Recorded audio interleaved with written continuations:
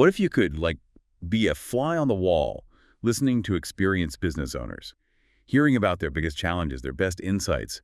Imagine getting that shortcut, to understanding what it really takes to build a business that actually thrives. Yeah, wouldn't that be great? Well, today, we're diving into exactly that. It's an unfiltered chat with a group of interior designers, and they had an expert guide with them, someone who's been through it all. And that expert is, well, me.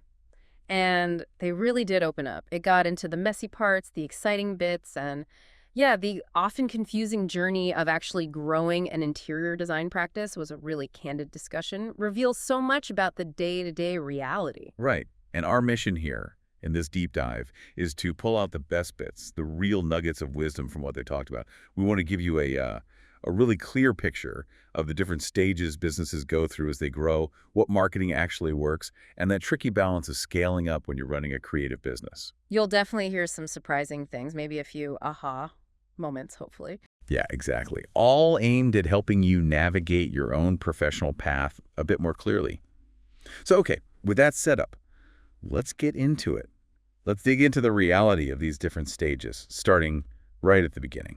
Okay, so to kind of frame this whole journey, I often find it helpful to think about business growth in like 4 distinct tiers. First up, you've got the startup phase. That's literally just starting out. Okay, brand new. Then you kind of move into growing pains. You're launched, you're running, but now you're hitting those inevitable bumps in the road, problems, flaws you need to fix. That makes total sense. And after the growing pains. Well, hopefully you reach maturity. That's when you start feeling, real pride. Your business is working. It's sustainable, delivering for clients, delivering for you. And then finally, there's stardom. Stardom, okay. That sounds like the goal. Maybe. It's where you're really recognized as an industry leader. Maybe you become the face of a bigger operation, that sort of thing. It's a really useful way to think about it. And one of the designers in the group, Sam, she actually put herself right in that framework, didn't she? She did, yeah. She said she's somewhere between the startup and the growing pains. She just finished her KLC part-time certificate. That's a well-regarded design qualification here in London. And she's, just finding her feet in the business world. And her challenges sound so familiar, especially around charging what she's worth. From your experience, what's the biggest thing holding new designers back from charging proper fees, especially if they're aiming high-end? Ah, that's such a key question. And yeah, Sam's struggle is definitely not unique. It's a fundamental hurdle for so many creative people.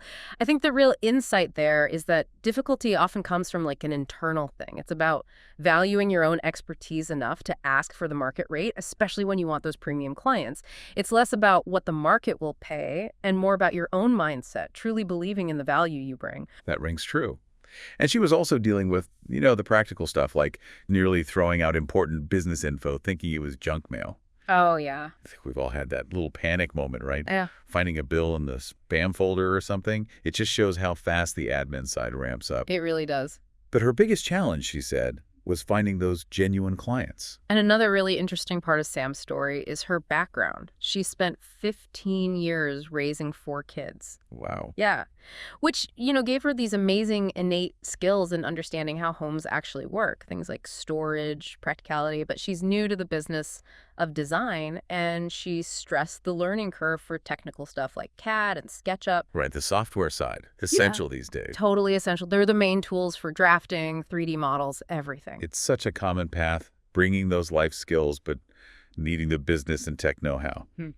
So during that early phase, that sort of apprenticeship period you mentioned, what's the biggest trap people fall into besides just learning the software? Yeah, the apprenticeship stage. I often call it a necessary evil period. You have to go through it.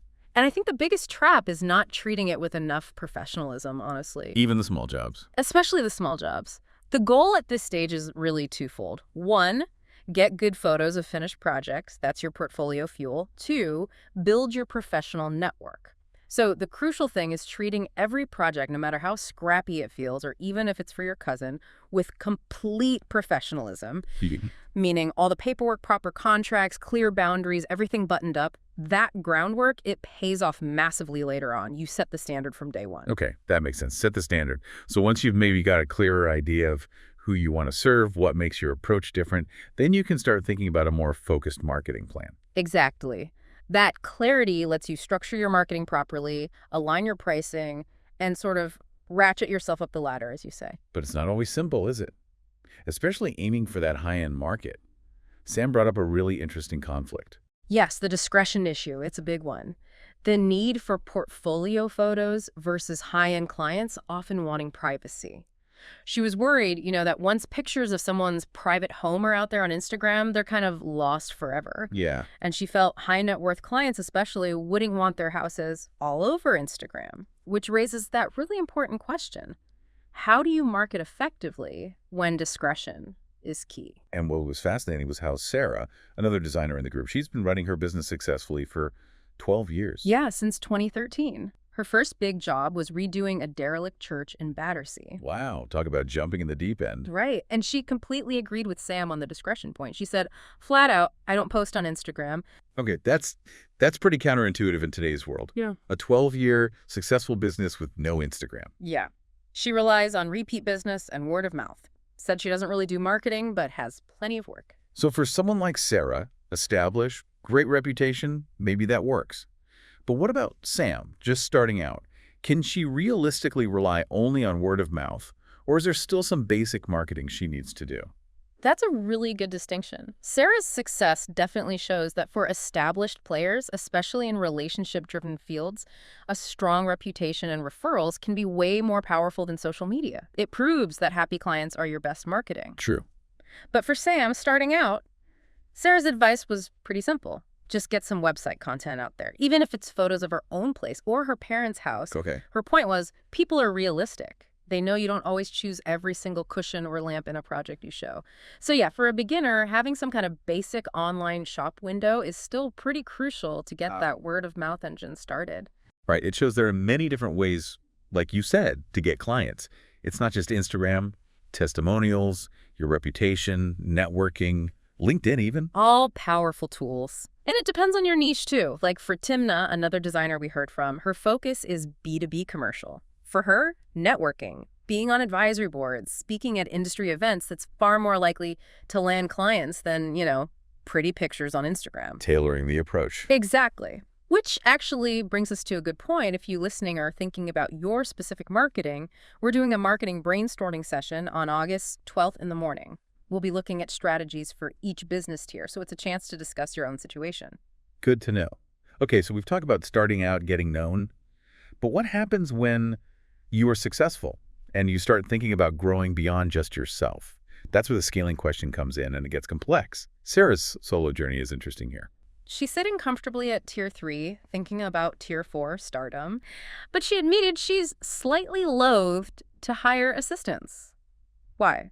The management hassle. She likes being all over the detail herself. And you can totally see that. She said she enjoys all of it, the client meetings, the sourcing, even the accounting. She likes being hands-on. But I wonder, at what point does that love for the detail maybe become a bottleneck if you want to scale up bigger, even if it feels good day to day? That's absolutely the core dilemma, isn't it? When you're scaling a creative business. Tier 4, that stardom level, often means becoming the rainmaker. The rainmaker. Yeah, you're the face, the one bringing in the big projects, generating the work, while other people handle more of the actual design execution. And there's just an inherent friction, as I call it, in managing people. Good people, especially designers, often eventually leave to start their own thing. Ah, right. The pipeline problem. Exactly. So Sarah's passion for the detail is great. It ensures quality, but that deep involvement definitely puts a ceiling on how much the business can grow beyond her own capacity. It really becomes a trade-off. Do you stay hands-on or do you manage others to grow bigger? It's that classic push and pull of growth. It's a common story, unfortunately. Partnerships can be amazing, or they can go sour over roles and responsibilities. The subcontractor model, getting people on board project by project. Which sounds really flexible. Hugely flexible. It avoids the long-term commitment, the overheads, the HR headaches of full-time employees. And Sarah chimed in saying she'd had a really positive experience doing just that, hiring a subcontractor for an FF&E, furniture, fixtures, and equipment. Basically, all the movable stuff that goes into a room after the building work is done. Sofas, lights, curtains, accessories. Got it. So outsourcing specific chunks. Exactly. Another option we discussed is hiring an office manager, someone to take the admin burden off your plate. That can sometimes be a more stable, long-lasting hire than a junior designer who might be looking to move on after a couple of years. So looking at the big picture for growth, staying solo, Definitely limits how big you can get, right? It typically does, yes. Exponential growth usually requires building a team. Scaling requires that leap of faith, as I sometimes say. You have to crank the handle harder to feed the beast you have created. That's quite a phrase. The beast you created. Well, a growing business demands more. But Sarah made a very sharp point in response to that. She was highlighting the risk, the uncertainty involved. It's a strategic gamble, not some guaranteed path to riches. A very grounded perspective. Okay, let's pivot slightly. Another really interesting angle came from Timna. She's completely changing her business focus. Yeah, a major pivot. Moving from residential work to commercial and focusing really intensely on sustainability and the circular economy, she's just become a WELL AP consultant too. Well, AP, what's that exactly? It means she's certified in the WELL Building Standard. It's a system kind of like LEED for green buildings, but it focuses specifically on how buildings impact human health and well-being, things like air quality, light, comfort, mental wellness. Oh, interesting. Very relevant right now. Hugely relevant. And she feels this niche is positioning her towards Tier 4, towards stardom, because she's already involved in advisory boards, roundtables, speaking at events about biophilic design, sustainable practices. So she has the expertise, the visibility, but she hit a roadblock. Yeah, on the businessy side, as she put it. Despite all this networking and visibility, she felt unstuck. That's tricky.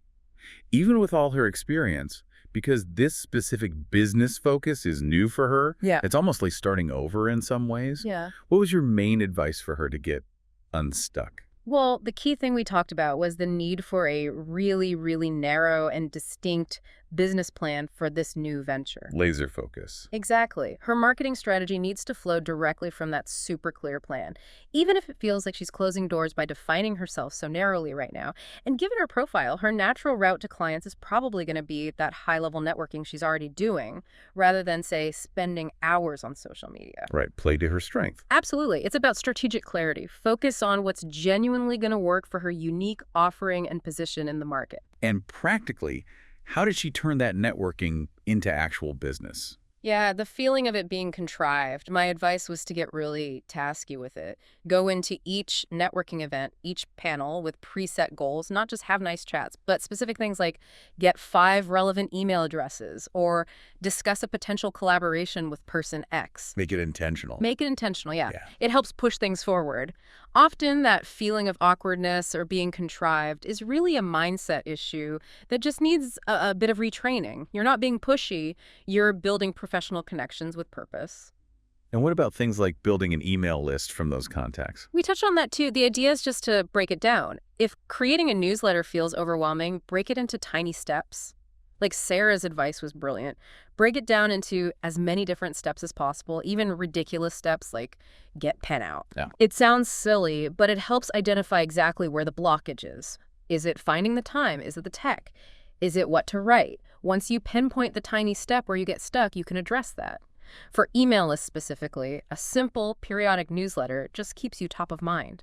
When those decision makers suddenly meet an expert in sustainable commercial design, Timna's name is right there in their inbox.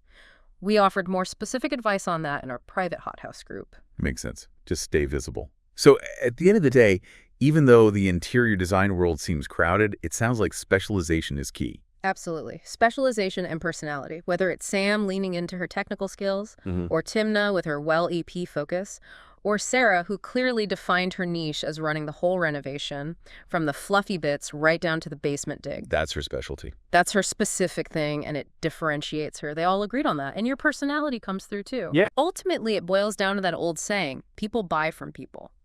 Your unique approach, how you connect, your passion for your specific niche, that's what makes clients choose you.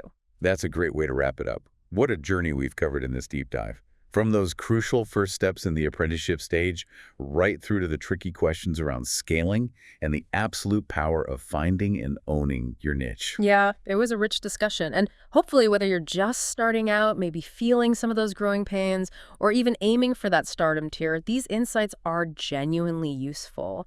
Things like the value of professionalism from day one, getting that portfolio right, using networking strategically, and just having the courage to define your own unique path. These are real tools for your business. Absolutely. And remember, if you want more of this kind of candid discussion and support, the Hothouse group is there for that. And that marketing brainstorming session on August 12th sounds like a great practical next step for people wanting to focus their strategy. Definitely. And I'm always putting out more resources and guides on my YouTube channel too, so people can keep an eye on that. Perfect. So to leave everyone with something to think about, as you consider your own next step, maybe ask yourself this. What value are you building into your business right now, today, that could allow it to not just sustain you, but maybe even thrive beyond your direct day-to-day involvement? What kind of legacy reflecting your unique vision are you actually creating?